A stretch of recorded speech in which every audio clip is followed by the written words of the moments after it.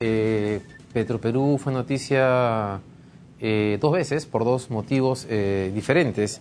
El primero de ellos fue que el lote 64, que había revertido al Estado bajo la idea de que Petroperú iniciara actividades de explotación de combustibles, resulta que tendría más reservas de las que se había estimado inicialmente. El segundo tema fue que fue un tema más controvertido. El plan quinquenal que el directorio había aprobado para la empresa finalmente fue, ¿cuál es la palabra correcta?, revertido a través de un decreto que aparentemente sería ilegal y sin consentimiento del directorio en pleno, lo cual ha generado cierta controversia y nuevamente el tema de las discrepancias en el interior del gobierno sobre la intención de proceder con la modernización y la ampliación de la refinería de Talara. El día de hoy, en el segundo bloque del programa, vamos a estar con Juan Manuel Castillo More, que es director de Petroperú, para que nos cuente qué está pasando, no solamente en este directorio, sino, digamos, desde el primer directorio de Petroperú, que finalmente renunció y que no pudo lograr llevar a cabo o que se concretara la modernización de la refinería de Talara. Ahora, para comenzar el programa, estamos con Gustavo Crespi, que es especialista, líder de División de Competitividad e Innovación del Banco Interamericano de Desarrollo. Hoy ha hecho una presentación respecto a la situación de América Latina en el tema de innovación. Este es un concepto que si bien se ha ido afianzando cada vez más en la sociedad, en los empresarios, todavía falta reforzar porque es vital y es una de las variables claves en los países que han logrado dar el salto al desarrollo. Para no explicarlo yo, voy a pasar a conversar con Gustavo directamente. Gustavo, muchas gracias por estar acá. Buenas noches, gracias David por la invitación. Antes de entrar a los resultados del estudio, donde, digamos, vamos a ver variables que de alguna manera ya sospechábamos o sabíamos, pero también hay unas cosas interesantes. Quisiera pedirte que le expliques a los televidentes por qué es tan importante ese tema de la innovación, de la investigación y el desarrollo. Bueno, el tema central, o el tema de fondo, el que explica básicamente qué es lo que hace que una sociedad y un país se convierta en desarrollado o quede atrapado en una trampa de ingreso medio o de pobreza, es productividad. Si uno básicamente hace un ejercicio contrafactual, que es compara Perú con Corea en los últimos, yo diría, 40 años. Hace 40 años atrás, Corea, por ejemplo, era un país más pobre que Perú. Hacia los años 80, Corea tenía el mismo ingreso per cápita, años 79-80, que Perú.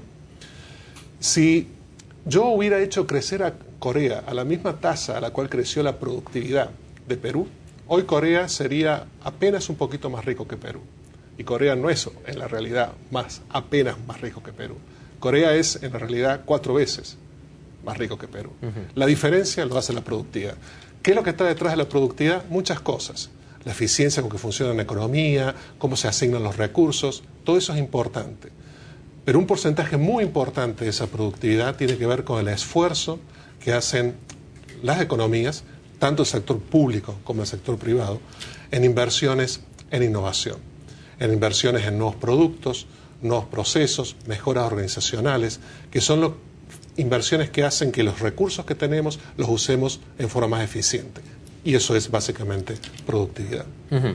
Ahora, podemos ver por favor el primer gráfico, el número 4, que creo que de alguna manera refleja, pero en la región básicamente, lo que es el ingreso por habitante de los países de la región y la productividad total de factores. Claro. Que en general, que está planteada como porcentaje de Estados Unidos. Exactamente. Es decir, estamos en el mejor de los casos Argentina con 36, o sea, tiene el 36% de PIB per cápita de Estados Unidos. Y en productividad de factores, Chile es el más alto. Alrededor de un 80%. Ahora, ahí la brecha es mucho más grande, ¿no? Es mucho más grande. La diferencia entre países. Claro, porque cuando uno toma el PIB per cápita, uno tiene dos grandes fuentes que alimentan el PIB per cápita. Una es la productividad, la otra es la inversión en maquinaria, en equipo, en stock de capital. Esta segunda inversión es mucho más estable o mucho más estándar y homogénea entre países. Donde es muy heterogénea la situación de los países es en la eficiencia con que usan esos recursos. Y eso se ve reflejado en los datos de productividad, donde tú tienes países como Chile, que está a un 80% de la mejor práctica, que es Estados Unidos, coexistiendo en la región con países como Nicaragua, que está a un cuarto de lo que está Estados Unidos. Y ahí Perú aparece en la cola, digamos. Y Perú, ¿no?, está bastante bajo, o sea, Perú está a niveles de aproximadamente un 40%. Perú ha tenido históricamente una tasa de crecimiento de la productividad baja. No es un outlier con respecto a la región, ha estado creciendo la productividad. En los últimos años ha crecido... Lo que ha pasado alrededor del 1% históricamente. La buena noticia es que en los últimos años, los últimos 10 años, se ha acelerado y ha pasado, se ha duplicado, ha pasado a crecer del 1 al 2%. Eso es una muy buena noticia. La gran pregunta que nos hacemos todos es en qué medida esa mayor dinámica que se observa en la productividad es algo que va a ser sustentable en el tiempo y se va a mantener, o es un boom transitorio. Hay muchos ejemplos de países que han tenido reformas estructurales y esas reformas estructurales han permitido aumentar fuertemente la eficiencia de la economía y aumentar la productividad. Pero cuando el shock de la reforma estructural pasa, es decir, cuando los recursos se han reasignado hacia las mejores actividades, la productividad vuelve, el crecimiento de la productividad vuelve a caer. Un poco de eso es lo que le pasó a Chile. Chile tuvo grandes reformas estructurales en los 80, comienzo de los 90, gran aumento del crecimiento de la productividad en los 90, donde crecía por encima del 2%, y luego un estancamiento en el crecimiento de la productividad a partir del año 2002-2003. Y no se sabe muy bien por qué, pero una de las hipótesis que se plantea es el agotamiento del plus que te dan las reformas estructurales. Dado que el modelo basado en reformas estructurales es un modelo que tiene estas limitaciones, la pregunta es, bueno, la única forma de evitar ese rendimiento decreciente de las reformas estructurales es empezar a invertir en innovación. Y de hecho el presidente Sebastián Piñera, una de las primeras cosas que anunció en su gobierno fue un plan agresivo en este sentido.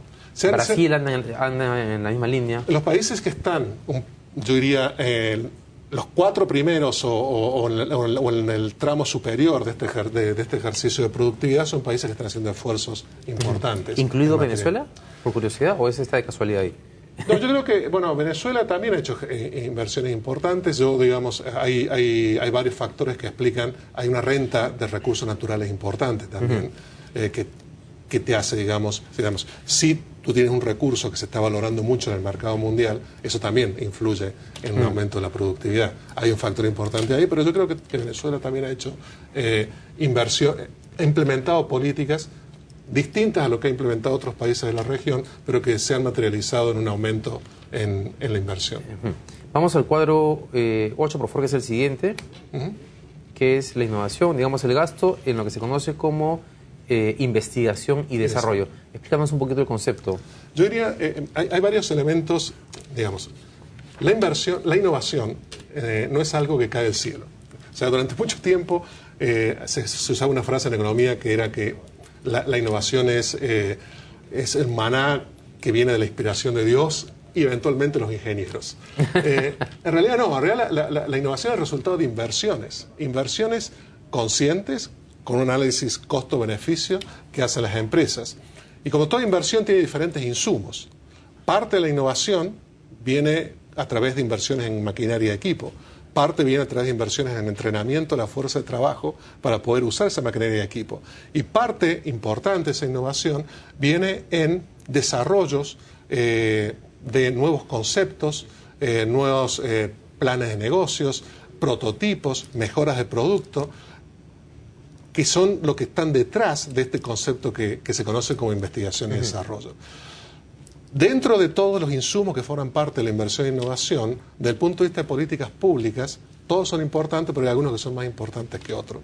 Y se hace mucho hincapié en investigación y desarrollo porque es el componente más intangible, es decir, aquel que es básicamente un diseño, un plano, un concepto, o sea, es...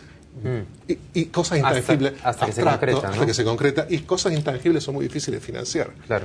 Y además es el que genera externalidades. Claro. Quiero poner un ejemplo que tiene que ver mucho con la comida peruana, que es que aquí sabes que, bueno, el tema de las salsas, pero esta salsa a la huancaína que lanzó el licor, cuando uno les pregunta cuánto tiempo les demoró, no sé si 4 o 5 años de investigación y desarrollo para lograr el punto del sabor que le gustaba al peruano, ¿no?, en promedio, y igual ha sido con las cremas que han seguido lanzando. Entonces, claro, es un proceso largo riesgoso. Riesgoso porque no sabes si va a funcionar. Exactamente. Y ahí viene Y por eso hay mucho énfasis en ese componente, porque es el componente donde potencialmente existe mayor grado de adversidad por parte de las empresas en invertir, dado lo que estamos conversando. Es difícil de financiar, es altamente riesgoso, es altamente incierto, es tremendamente rentable, pero están todos estos elementos que influyen en contra también. Claro, y finalmente es un riesgo que finalmente podrían comprarse solamente las grandes empresas que tienen espaldas amplias, pero imagino que la idea en un país es que fomentar eso en las medianas y en las pequeñas empresas también. El problema, digamos, los problemas para financiar investigación y desarrollo desde el punto de vista privado, lo que está detrás de una investigación y desarrollo, del gasto de investigación y desarrollo, es un ingeniero. Si yo me compro una máquina, puedo ir al banco y ofrecer la máquina como garantía.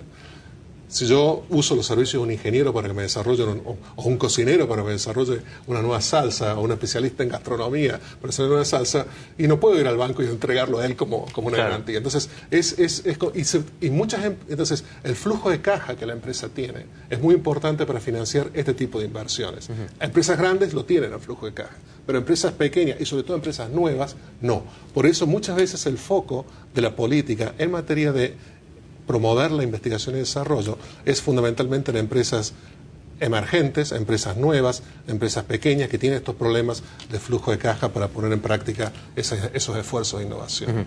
Por favor, me van avisando cómo vamos de tiempo porque hay varios cuadros, voy a tener que ir previsando, creo. En este caso es simplemente el cuadro comparativo en el cual ni siquiera aparece Perú en la tabla porque debemos estar, digamos, a la izquierda están los países desarrollados, me imagino. Sí, a la izquierda están los países desarrollados. Perú, si lo ponemos en la tabla en América Latina, digamos, hay un problema importante en Perú por el cual no está en la tabla, que es Perú, digamos, tiene problemas con su sistema de información para generar estadísticas confiables. Se están haciendo inversiones importantes ahora, creo que en muy poco tiempo vamos a tener buenos datos. Estimaciones preliminares, por lo tanto no podemos ponerlas en la tabla actuales de Perú. Sugeriría que Perú debería estar invirtiendo en investigación y desarrollo alrededor de 0.11, 0.12% del PIB, lo cual lo pondría claramente en la cola de los países de América Latina. Un país típico de América Latina invierte 0.6%, un país típico de la OECD invierte alrededor de 2 puntos, o sea, lo cual hay una brecha importante. Solamente para mencionar rápidamente el tema de los investigadores por cada 100.000 habitantes. Coméntalo. Bueno, yo diría ahí, digamos, el capital humano, que es lo que uno tiene cuando habla de investigadores por cada 100.000 habitantes, es el insumo complementario importante para la innovación. La inversión que yo hago en investigación y desarrollo se traslada en la contratación de ingenieros. O sea, yo necesito, digamos, tener los ingenieros para poder poner en marcha mis proyectos de innovación. En la región lo que tenemos es una situación donde de nuevo estamos partiendo de niveles muy bajos. Yo no tengo la última cifra de Perú, pero tengo entendido que son niveles también particularmente bajos. Se han hecho esfuerzos importantes. Se han hecho esfuerzos importantes en países como Argentina, como Brasil, como Chile, en aumentar la cantidad de investigadores. El problema que tenemos es que nuestros países de comparación, los países desarrollados, han hecho esfuerzos aún más importantes. Entonces, estamos corriendo una carrera y en este momento, a pesar de todos los esfuerzos que estamos haciendo, la sensación es como que la estamos perdiendo. Es que requiere un esfuerzo doble, digamos, mucho más grande para poder ganar este terreno. Para poder hacer este ejercicio de catching up, de poder alcanzarlos. De poder alcanzarlos.